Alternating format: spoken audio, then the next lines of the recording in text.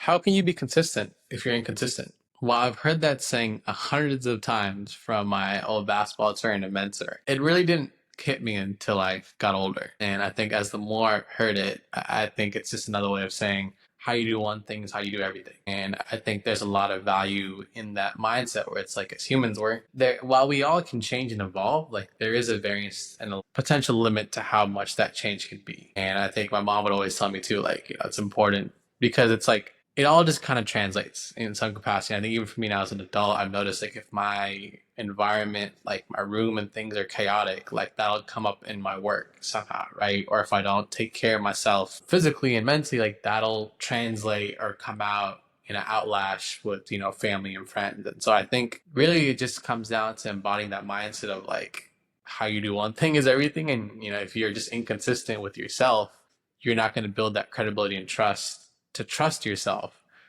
therefore, and to be consistent later on with whatever you do. So, my advice there is to just be consistent at whatever you're doing, because once you're consistent, you then build that credibility and that trust.